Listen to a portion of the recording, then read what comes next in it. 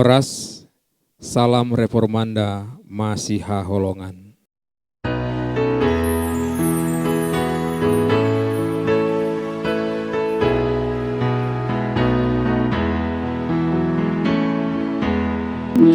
Dadau guru diaude Jesus dona punao las roha kudu bubeke Jesus si pangoluau dabeau guru diau Jesus na umakangau na punao tu saleleng au mangolu Jesus do na punao.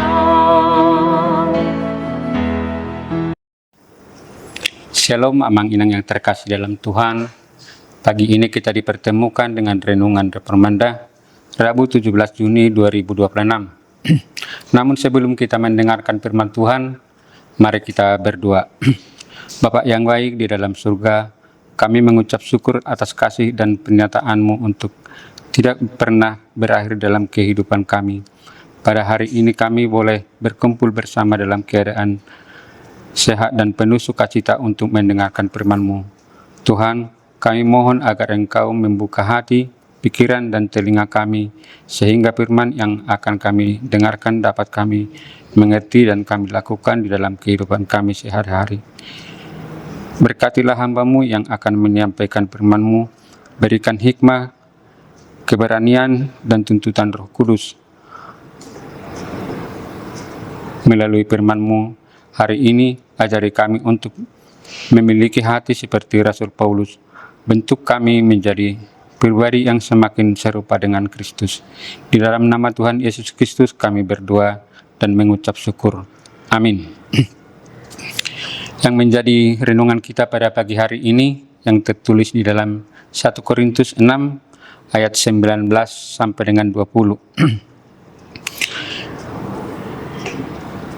Atau tidak tahukah kamu bahwa tubuhmu adalah Roh Kudus yang diam di dalam kamu, Roh Kudus yang kamu peroleh dari Allah, dan bahwa kamu bukan milik kamu sendiri, sebab kamu telah dibeli dengan harga yang telah lunas dibayar.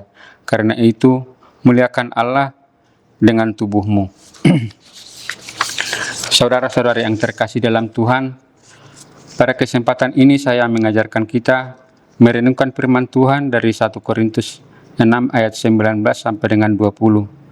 Ayat ini mungkin sudah sering kita dengar, tetapi semakin bertambah usia, semakin kita menyadari betapa pentingnya memahami dan melakukan dalam kehidupan kita sehari-hari.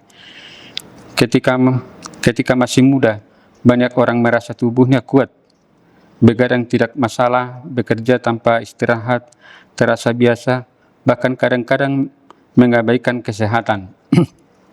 Namun setelah memasuki usia 40-50 tahun atau lebih, kita mulai merasakan bahwa tubuh ini memiliki batas.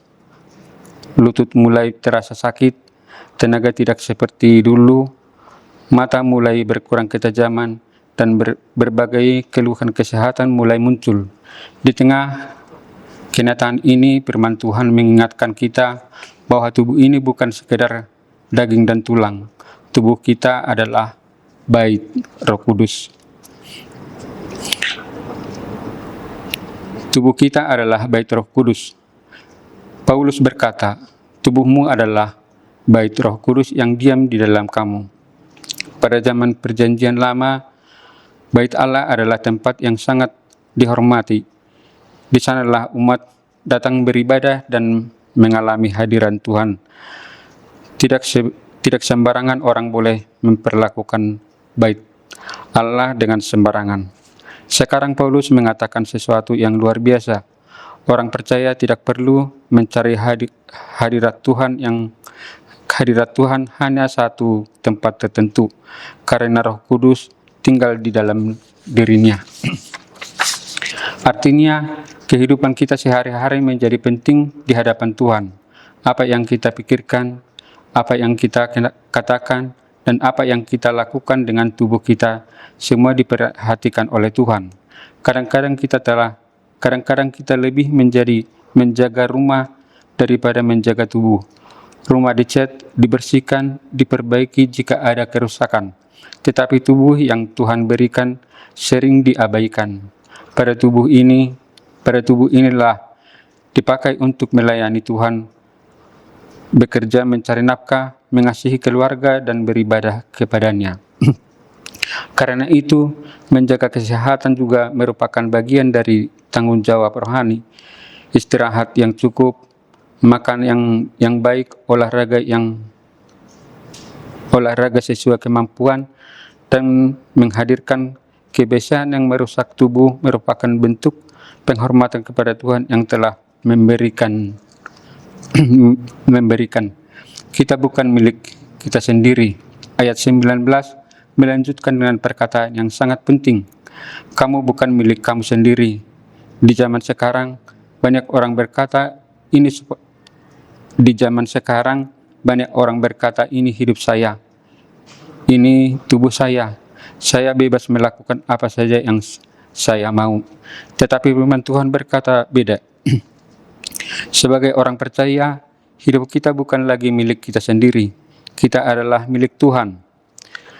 Pernyataan ini bukan untuk membatasi kebahagiaan kita, melainkan untuk mengingatkan bahwa hidup kita memiliki tujuan yang lebih besar daripada sekarang, memenuhi keinginan pribadi. Setelah melewati berbagai pengalaman hidup, kita belajar bahwa tidak semua kita inginkan ternyata baik bagi kita. Ada keputusan yang dulu kita anggap benar ternyata membawa kesulitan. Ada kesenangan sesaat yang akhirnya menghasilkan penyesalan. Karena itu, orang yang bijaksana belajar menyerahkan hidupnya kepada Tuhan. Ketika Tuhan memimpin kita berjalan di jalan yang benar. Sebagai orang tua, kita juga memberi teladan kepada anak-anak dan cucu kita. Mereka memperhatikan bagaimana kita hidup. Mereka melihat apa yang kita sungguh-sungguh mengasihi Tuhan atau hanya mengakui percaya tetapi hidup sesuka hati. Kita telah dibeli dengan harga yang sangat mahal. Ayat 20 berkata, sebab kamu telah dibeli dengan harganya telah lunas dibayar. Saudara-saudara yang terkasih dalam Tuhan, harga yang dibayar itu bukan emas atau perak. Harga itu adalah darah Yesus Kristus yang dicurahkan di kayu salib. Kita diselamatkan bukan karena kebaikan kita, bukan karena pelayanan kita, bukan karena usia kita yang sudah lama menjadi orang Kristen. Kita diselamatkan karena kasih karunia Tuhan melalui pengorbanan Yesus. Jika kita membeli sesuatu yang mahal, biasanya kita menjaga dengan baik. Apalagi Tuhan telah menebus kita dengan harga yang tak ternilai. Ketika kita mengingat pengorbanan Kristus, hati kita seharusnya dipenuhi rasa syukur. Hidup yang kita jalani sekarang adalah hidup yang sudah ditebus oleh Tuhan. Mungkin ada di antara kita yang pernah mengalami kegagalan, kesalahan atau masa lalu yang tidak membanggakan, tetapi Tuhan tetap mengasihi kita. Ia tidak membuang kita. Ia menebus dan memulihkan kita. Itulah sebabnya kita tidak boleh menyia-nyiakan hidup yang sudah diberikan Tuhan. Muliakanlah Allah dengan tubuhmu. Bagian terakhir ayat ini berkata, karena itu muliakanlah Allah dengan tubuhmu. Bagaimana caranya? Bukan hanya datang ke gereja pada hari Minggu. Memuliakan Tuhan dilakukan setiap hari. Kita memuliakan Tuhan melainkan perkataan yang membangun, bukan yang melukai.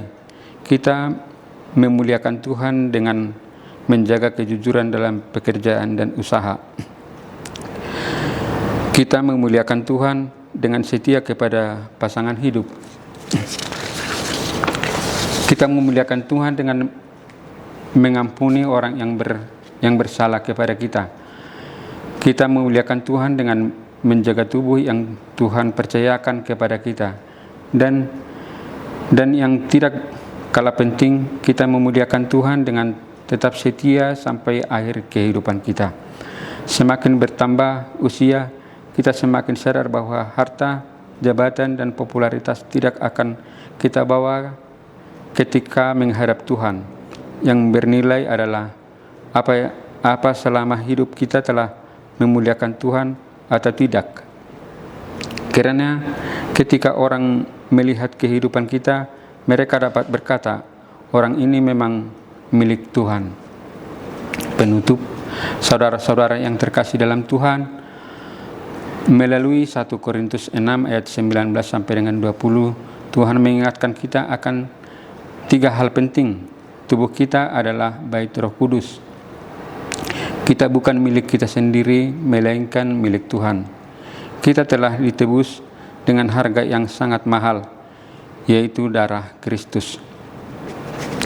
Karena itu, marilah kita menggunakan sisa waktu dan kesempatan yang Tuhan berikan untuk hidup berkenan kepadanya. Jagalah tubuh kita, jagalah hati kita, jagalah perkataan dan perbuatan kita, sehingga nama Tuhan dimuliakan melalui kehidupan kita. Mungkin tenaga kita tidak sekuat dulu, mungkin usia terus bertambah, tetapi selama napas masih ada, kita masih dapat menjadi alat kemuliaan Tuhan. Kiranya setiap hari kita dapat berkata, Tuhan, hidup ini milik-Mu. Tuhan, ini milik-Mu. Pakailah aku untuk memuliakan nama-Mu sampai akhir hidupku. Amin. Mari kita berdoa. Tuhan, terima kasih untuk firman-Mu hari ini.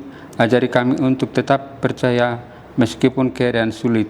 Tolong kami agar tidak hanya mengandalkan perasaan, tetapi memiliki keyakinan bahwa Engkau hidup dan bekerja dalam hidup kami. Saat kami menghadapi masalah sehari-hari, kuatkan hati kami. Ingatkan kami bahwa Engkau adalah penebus kami yang setia. Biar kami tetap berharap, tetap percaya, dan tetap berjalan bersama-Mu. Amin.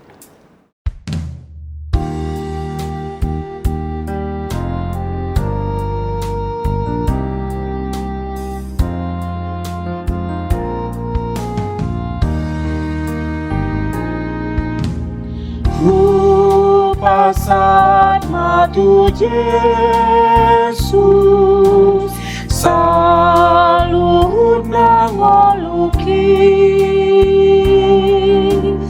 rohanang pambaenangku saluhut nanti kikir saat matu Yesus salut na diriki saat matu Yesus salut na ngoluki.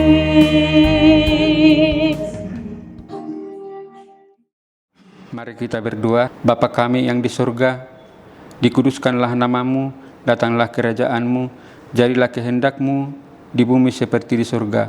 Berikanlah kami pada hari ini makanan kami yang secukupnya, dan ampunilah kami akan kesalahan kami, seperti kami juga mengampuni orang yang bersalah kepada kami. Dan janganlah membawa kami ke dalam percobaan, tetapi lepaskanlah kami dari yang jahat. Karena Engkau yang mempunyai kerajaan, kekuasaan, dan kemuliaan sampai selama-lamanya. Amin.